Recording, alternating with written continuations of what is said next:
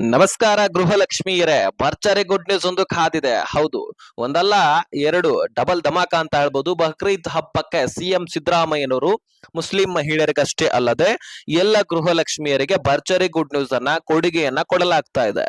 ಹಾಗಾದ್ರೆ ಬನ್ನಿ, ಬಕ್ರೀದ್ ಹಬ್ಬಕ್ಕೆ ಯಾವ ಯಾವ ತಿಂಗಳ ಹಣ ರಿಲೀಸ್ ಮಾಡಲಾಗ್ತಾ ಇದೆ, ಮೊದಲನೇ ಹಂತದಲ್ಲಿ ಯಾವ ಜಿಲ್ಲೆಗಳಿಗೆ ಈ ದುಡ್ಡು ಬರುವಂತದ್ದು, ನಿಮ್ಮ ಜಿಲ್ಲೆನೂ ಕೂಡ ಇರಬಹುದು. ನಾನು ಈಗಲೇ ಹೇಳ್ತೀನಿ, ಕೇಳಿಸ್ಕೊಳ್ಳಿ.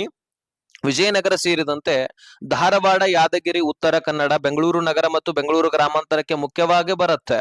ಅದನ್ನ ನಾನು ಮುಂದೆ ಹೇಳ್ತೀನಿ. ಇದರ ಜೊತೆಗೆ ಮಂಡ್ಯ, ಕೊಪ್ಪಳ, ಹಾಸನ, ಕೊಡಗು, ಅದೇ ರೀತಿಯಾಗಿ ಚಾಮರಾಜನಗರ, ಚಿಕ್ಕಮಗಳೂರು, ಹೀಗೆ ಹಲವಾರು ಜಿಲ್ಲೆಗಳಲ್ಲಿರ್ತಕ್ಕಂತಹ ಗೃಹಲಕ್ಷ್ಮಿಯರ ಅಕೌಂಟ್ಗಳಿಗೆ ದುಡ್ಡು ಬರಲಿದೆ ಮೊದಲನೇ ಹಂತದಲ್ಲಿ ಇದು.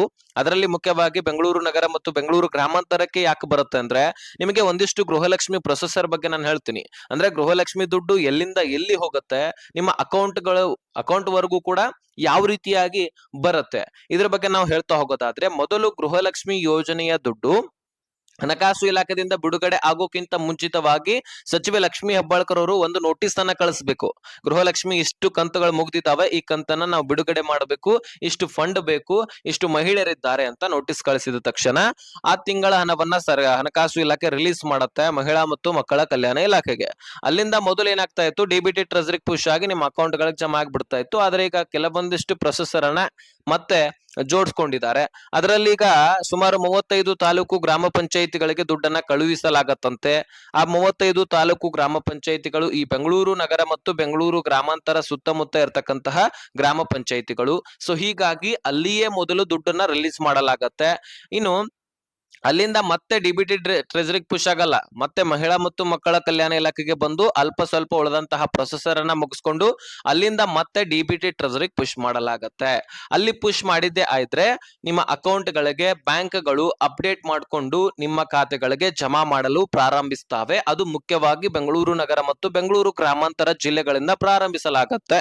ಯಾಕಂದ್ರೆ 35 ತಾಲೂಕು ಗ್ರಾಮ ಪಂಚಾಯಿತಿಗಳು ಅಲ್ಲಿವೆ. ಸೊ ಹೀಗಾಗಿ ಅಲ್ಲಿ ಪ್ರಾರಂಭಿಸಿದ್ದು, ಅಲ್ಲಿ ಮೊದಲು ಟ್ರಯಲ್ ನಡೆಯುತ್ತೆ. ಏನಾದ್ರೂ ತಾಂತ್ರಿಕ ದೋಷ ಕಾಣಿಸುತ್ತಾ ಅಥವಾ ಇನ್ಯಾವುದೋ ದೋಷ ಕಾಣುತ್ತಾ ಅನ್ನುವಂಥದ್ದನ್ನ ಕಂಡು ಹಿಡಿಯಲಾಗತ್ತೆ. ಸದ್ಯಕ್ಕೆ ಯಾವುದೇ ರೀತಿ ತಾಂತ್ರಿಕ ದೋಷ ಕಂಡು ಬಂದಿಲ್ಲ. 22ನೇ ಕಂತಿನಲ್ಲಿ ಕಂಡು ಬಂದಿತ್ತು, ಆದ್ರೆ ಇಲ್ಲಿವರೆಗೂ ಕೂಡ ಕಾಣಿಸಿಲ್ಲ. ಸರಿಯಾಗಿ ದುಡ್ಡು ಬರ್ತಾ ಇದೆ. ಒಂದು ವೇಳೆ ಕಂಡು ಬಂದ್ರು ಈ ಗವರ್ನರ್ ಸರ್ ಇರ್ತಾರೆ ಅದನ್ನ ಸರಿಪಡಿಸ್ಲಿಕ್ಕೆ. ಸೊ ಅಲ್ಲಿಗೆ ದುಡ್ಡು ಹೋದ ತಕ್ಷಣ ಹಂತ ಹಂತವಾಗಿ ಎಲ್ಲ ಜಿಲ್ಲೆಗಳಿಗೆ ಜಮಾ ಆಗ್ತಾ ಬರುತ್ತೆ. ಯಾವಾಗ ಈ ದುಡ್ಡು ಎಲ್ಲರಿಗೂ ಕೂಡ ಜಮಾ ಆಗಿ ಕ್ಲಿಯರ್ ಆಗತ್ತೋ 1,22,00,000 ಫಲಾನುಭವಿಗಳಿಗೆ, ತದನಂತರ ಇದರದೇ ಆದಂತಹ ಒಂದು ಫೈಲ್ ರೆಡಿ ಆಗತ್ತೆ ಈ ಕಂತಿಂದು. ಅಂದ್ರೆ ಈಗ 30ನೇ ಕಂತು ರಿಲೀಸ್ ಮಾಡುದು ಕ್ಲಿಯರ್ ಮಾಡ್ತಪ್ಪ ಅಂದ್ರೆ ಅದ್ರ ಫೈಲ್ ರೆಡಿ ಮಾಡಲಾಗತ್ತೆ. ಸಚಿವ ಲಕ್ಷ್ಮೀ ಹೆಬ್ಬಾಳ್ಕರ್ ಅವರು ರೆಡಿ ಮಾಡಿ ಮತ್ತೆ ರಿಟರ್ನ್ ಹಣಕಾಸು ಇಲಾಖೆಗೆ ಕಳುಹಿಸಲಾಗತ್ತೆ. ಎಷ್ಟು ದುಡ್ಡನ್ನ ಖರ್ಚು ವೆಚ್ಚ ಈ ಕಂತಿಗಾಗಿ ಬಳಸ್ಕೊಂಡಿದೀವಿ ಈ ವರ್ಷದಲ್ಲಿ, ಈ ತಿಂಗಳ ಹಣ ಅಂತ ಕಳುಹಿಸಿ ಅದನ್ನ ಫೈಲ್ ರೆಡಿ ಮಾಡಿ ಇಡಲಾಗತ್ತೆ. ಸೊ ಈ ರೀತಿ ಪ್ರೊಸೆಸರ್ ಇರುತ್ತೆ. ಮತ್ತೆ ರಿಟರ್ನ್ ಮುಂದಿನ ಕಂತು 31ನೇ ಕಂತು ಇದೇ ರೀತಿ ನಡೆಯುತ್ತೆ. ಹಾಗಾಗಿ ಈಗ ಸದ್ಯಕ್ಕೆ ಪ್ರೊಸೆಸರ್ ಬಗ್ಗೆ ನಿಮಗೆ ತಿಳಿತಂತ ಅನ್ಕೊಳ್ತೀನಿ. ಜೊತೆಗೆ ಜಿಲ್ಲೆಗಳನ್ನು ಕೂಡ ಮೊದಲನೇ ಹಂತದಲ್ಲಿ ಬಿಡುಗಡೆ ಆಗೋದ್ರ ಬಗ್ಗೆ ಮಾಹಿತಿ ತಿಳಿಸಿದೀನಿ. ಈಗ ಬಕ್ರೀದ್ ಹಬ್ಬಕ್ಕೆ ನಿಮಗೆ ಭರ್ಜರಿ ಗುಡ್ ನ್ಯೂಸ್ ಕೊಟ್ಟಿದ್ದು, ಈ ಹಿಂದೆ ನೀವು ನೋಡಿರಬಹುದು, ಯುಗಾದಿ ಹಾಗೂ ರಂಜಾನ್ ಹಬ್ಬ ಒಮ್ಮೆಲೆ ಬಂದಿದ್ವು, ಒಂದೇ ತಿಂಗಳಲ್ಲಿ ಬಂದಿದ್ವು. ಅದಕ್ಕಾಗಿ ಸುಮಾರು ನಿಮಗೆ 3ರಿಂದ 4 ಕಂತುಗಳು ಕೂಡ ಬಂದ್ವು. ಜೊತೆಗೆ ಬಿಜೆಪಿ ನಾಯಕರ ಪ್ರೆಷರ್ ಕೂಡ ಇತ್ತು. ಜೊತೆಗೆ 2 ಕಂತುಗಳನ್ನ ಸರ್ಕಾರ ಪೆಂಡಿಂಗ್ ಉಳಿಸಿತ್ತು ಹೋದ ವರ್ಷದಲ್ಲಿ. ಆದ್ರೆ ಎಲ್ಲದರ ಬಗ್ಗೆ ಆಕ್ರೋಶ ವ್ಯಕ್ತಪಡಿಸಿದ್ರು ಬಿಜೆಪಿ ನಾಯಕರು. ಅದನ್ನ ಕೊಡ್ತೀವಿ ಅಂತಾನು ಕೂಡ ಹೇಳಿದ್ದಾರೆ. ಅಂದ್ರೆ ಹೋದ ವರ್ಷದಲ್ಲಿ ಫೆಬ್ರವರಿ ಮಾರ್ಚ್ ತಿಂಗಳ ಹಣವನ್ನ ಸರ್ಕಾರ ಕೊಟ್ಟಿರಲಿಲ್ಲ. ಹೀಗಾಗಿ ಬಿಜೆಪಿ ನಾಯಕರು ಆಕ್ರೋಶವನ್ನ ವ್ಯಕ್ತಪಡಿಸಿ ಆ ದುಡ್ಡು ಎಲ್ಲೋಯ್ತು ಅನ್ನುವಂತಹ ಪ್ರಶ್ನೆಯನ್ನ ಮಾಡಿ ಕೊಡಲೇಬೇಕಾದಂತಹ ಅನಿವಾರ್ಯತೆಯನ್ನ ಸಚಿವೆ ಲಕ್ಷ್ಮಿ ಹೆಬ್ಬಾಳ್ಕರ್ ಅವರ ಮೇಲೆ ಆರೋಪವನ್ನ ಹಾಕ್ತಾರೆ. ಅದು ನಿಜ ಕೂಡ ಆಗಿತ್ತು. ಅವುಗಳನ್ನ ಮುಂದಿನ ದಿನಗಳಲ್ಲಿ ಸರಿಪಡಿಸ್ತೀನಿ ಅಂತ ಸಚಿವೆ ಲಕ್ಷ್ಮಿ ಹೆಬ್ಬಾಳ್ಕರ್ ಅವರು ಕೂಡ ಹೇಳಿದ್ದಾರೆ. ಸೊ ಆ ಯುಗಾದಿ ಹಾಗೂ ರಂಜಾನ್ ಒಂದು ಸಂದರ್ಭದಲ್ಲಿ ನಿಮಗೆ 24 ಸೆಪ್ಟೆಂಬರ್, 25 ಅಕ್ಟೋಬರ್, 26 ನವೆಂಬರ್, ಜೊತೆಗೆ 27 ಡಿಸೆಂಬರ್ ತಿಂಗಳ ಹಣವು ಕೂಡ ಬಂತು. ಅದಷ್ಟೇ ಅಲ್ಲದೆ ಈ ವರ್ಷದ ಅಂದ್ರೆ ಜನವರಿ ತಿಂಗಳ 28ನೇ ಕಂತಿನ ಹಣವನ್ನು ಕೂಡ ಜಮಾ ಮಾಡಲಾಗಿತ್ತು ಸ್ನೇಹಿತರೆ. ಸುಮಾರು 4ರಿಂದ 5 ಕಂತುಗಳು ಅಂದ್ರೆ ಪ್ರತಿಯೊಬ್ಬ ಮಹಿಳೆಯರಿಗೆ 8ರಿಂದ 10 ಸಾವಿರ ರೂಪಾಯಿ ಹಣಕಾಸು ಇಲಾಖೆಯಿಂದ 12,500 ಕೋಟಿಯಷ್ಟು ಫಂಡ್ ಅನ್ನ ರಿಲೀಸ್ ಮಾಡಲಾಗಿತ್ತು. ಅಷ್ಟೆಲ್ಲಾ ದುಡ್ಡು ಕೂಡ ನಿಮ್ಮ ಅಕೌಂಟ್ ಗಳಿಗೆ ಬಂದಿತ್ತು. ಈಗಲೂ ಕೂಡ ಹಾಗೆ ಹೋದ ವರ್ಷದ 2 ತಿಂಗಳನ್ನ ಅಂದ್ರೆ ಫೆಬ್ರವರಿ ಮಾರ್ಚ್ ಕೊಟ್ಟಿಲ್ಲ. ಅದ್ರ ಬಗ್ಗೆ ನಾನು ಸಾಕಷ್ಟು ವಿಡಿಯೋದಲ್ಲಿ ಚರ್ಚೆ ಮಾಡಿದ್ದೀನಿ. ಈಗ ಕೊಡಲಾಗತ್ತೆ.